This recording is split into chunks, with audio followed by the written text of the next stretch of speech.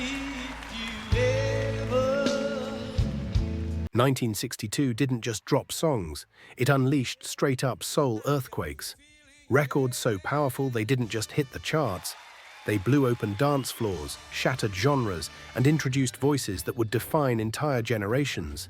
Putting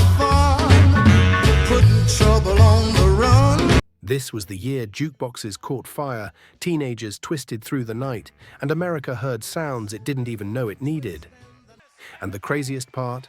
Our number one pick still hits harder than most songs today. The kind of track that stops a room cold the second it plays. So buckle up, because we're diving into the year soul, put the whole world on notice. Number 12, Green Onions, Booker T and the MG's Stax Records. Memphis, a hot summer day. 4 young musicians killing time on a break, Booker T. Jones, Steve Cropper, Louis Steinberg, and Al Jackson Jr., just jamming for the fun of it.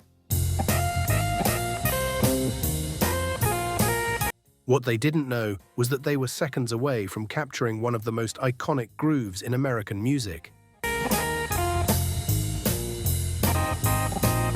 That Hammond B3 growl wasn't planned. No lyrics, no hook. Just a raw, gritty instrumental that immediately sounded like it had attitude, purpose, and swagger. When Green Onions hit radio, it felt like a new language. Cooler than jazz, dirtier than R&B, smoother than blues.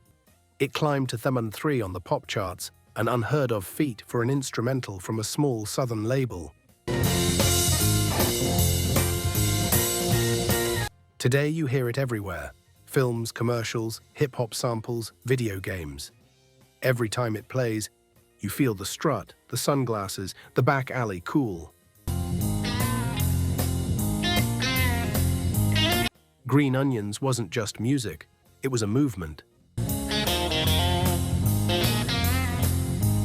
Number 11, You Beat Me to the Punch. Mary Wells before Diana Ross. 1962. Before Martha Reeves, before the Motown explosion. Mary Wells stood at the front of the line, carving out space for women in the future hit-making machine. But I was looking at you so hard. You Beat Me to the Punch, written by Smokey Robinson, was a new kind of soul. Sweet, sly, flirtatious, but quietly powerful. Until you must have had a heart. Mary didn't chase the boy. She told him he beat her to confessing her feelings. A shift in narrative, subtle but bold. Behind her, Smokey's falsetto dances like a breeze, lifting the song into the air. After. Picture it. A Detroit teen dance hall, soft-colored lights. A couple swaying shyly, pretending not to be nervous. Mary Wells singing in the background, giving them permission to make the first move.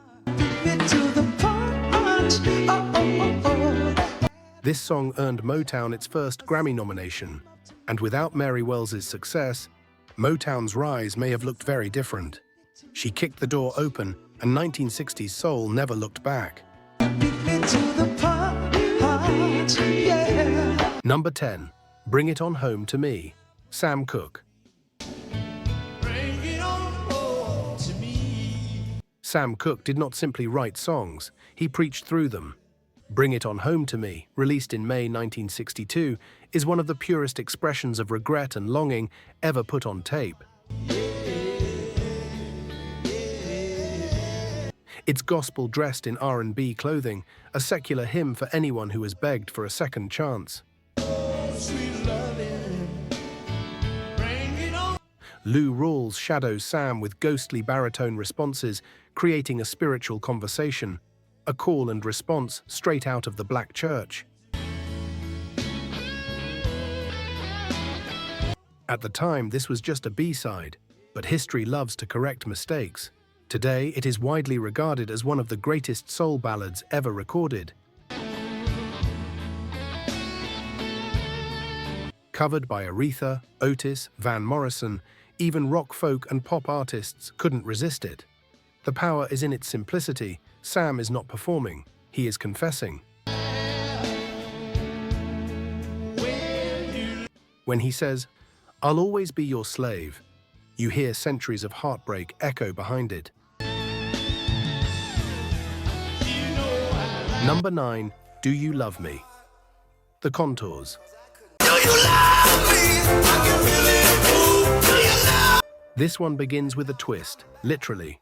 Barry Gordy originally intended the song for the Temptations, but fate stepped in. They weren't around that day. So Gordy handed it to the Contours, and one of Motown's wildest, most uninhibited party anthems was born. Do You Love Me was pure electricity. Joe Billingsley wasn't singing. He was shouting, pleading, dancing through every note. It shot to number 3 on the Hot 100 and became Motown's first million seller. Picture teenagers in 1962, sweat flying, shoes sliding on basement floors, roller rinks shaking, everyone twisting like their lives depended on it. Decades later, Dirty Dancing revived it again, showing that some grooves never age. They just wait for the next generation. Number 8, You've Really Got a Hold on Me. The Miracles. Smokey Robinson was inspired by Sam Cooke's Bring It On Home to Me and responded with a masterpiece of his own. This song is emotional conflict in musical form. I know this love is hurting me, but I can't let go. Smokey's falsetto floats like smoke rising from a candle. Claudette Rogers, his wife and group member, wraps her harmonies around him like a bittersweet embrace.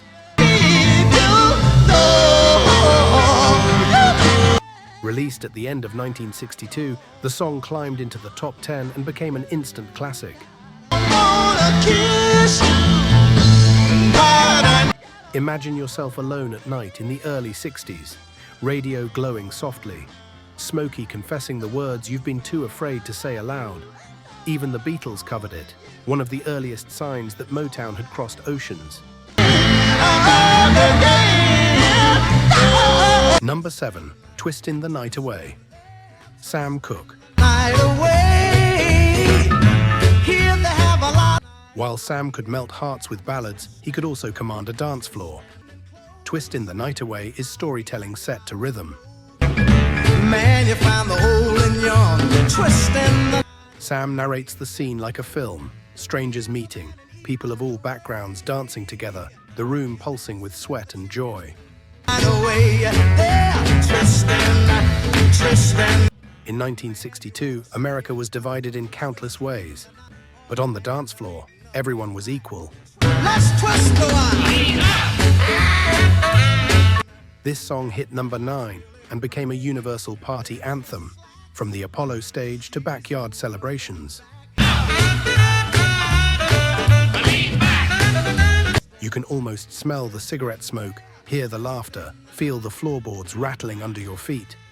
For 3 minutes, life was simple. You twist, you smile, you forget your troubles. Number 6, Party Lights. Claudine Clark. Claudine Clark wasn't a Motown star or a Stax staple. She didn't have a machine behind her, but she had a pen, a voice, and the honesty of youth. Party Lights tells the story of every teenager who ever had to watch the fun from a window seat. Grounded, restricted, longing for freedom. But there's something deeper happening. Claudine wrote her own hit. In 1962, that was rare for a young black woman in R&B. The upbeat doo-wop arrangement disguises the ache beneath the lyrics. When she sings, "I see the lights, I want to go," you feel the ache of adolescence. It reached number 5 on the pop charts and stands as one of the great coming-of-age songs of the early 60s. Number 5, Any Day Now, My Wild Beautiful Bird, Chuck Jackson. Written by Burt Bacharach and Bob Hilliard, this track is heartbreak expanded to widescreen. I will hear you say. Chuck Jackson's voice is strong, commanding, but behind it lives fear. He knows the love won't last. He feels the goodbye coming long before the door closes. Bird, you will have flown. The orchestration swells like a movie score, lush strings, dramatic phrasing, space for emotion to breathe. This was soul-stepping into more sophisticated territory. Any day now.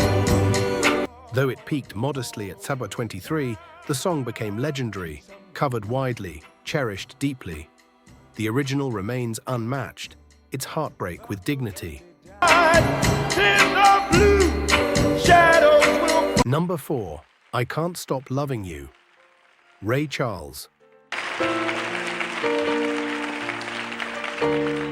Ray Charles shattered boundaries in 1962. On modern sounds in country and western music, he forced America to confront a radical truth. Music doesn't have to live inside walls.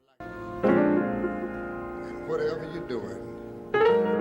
I Can't Stop Loving You is country storytelling fused with gospel passion, R&B warmth, and orchestral grandeur.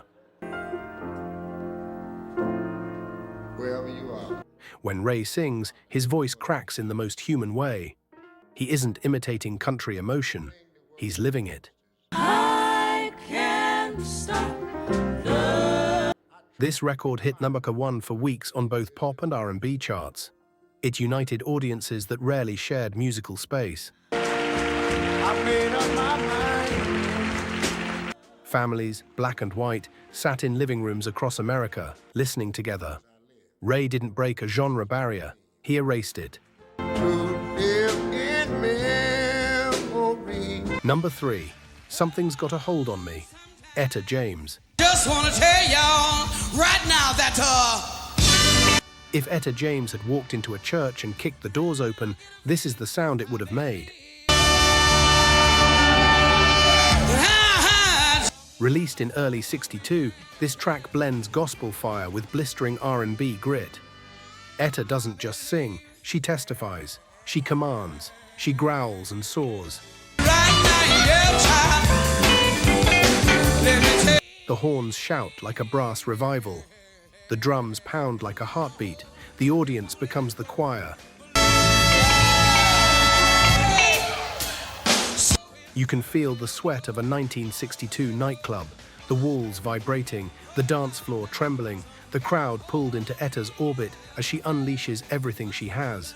I never felt like this before. This wasn't just empowerment, it was liberation, a blueprint for future generations of soul women. Number 2, You Don't Know Me, Ray Charles. My babe. Where I Can't Stop Loving You is expansive. This is intimate. Don't you hear me calling you tonight, baby? Ray Charles strips everything down here. No lush strings, no big choir, no grandeur. Just vulnerability. Written by Cindy Walker and Eddie Arnold. The song tells the story of loving someone from a distance, silently, painfully, forever. You think you know me well. It hit number 2 in 1962, becoming one of Ray's most delicate performances. Oh, you don't know the one. Imagine a lonely diner at midnight, neon buzzing, a cup of coffee cooling, and Ray Charles whispering your secret heartbreak back to you. This is the quiet power of soul. Number A1, Night Train, James Brown and the Famous Flames. This is the moment soul steps into a higher gear. Night Train, released in 1962, is where James Brown transforms from rising star to force of nature. A simple R&B instrumental becomes a runaway locomotive powered by rhythm, sweat, and pure charisma. The famous Flames chant city names like a touring map of American music, from Atlanta to Detroit to New Orleans. Brown doesn't just sing. He attacks the groove. He dances between notes. He invents funk on the spot. You can almost see the cape, the footwork, the crowd erupting, the sweat flying. This wasn't a performance. It was a revolution beginning. 1962 would never be the same.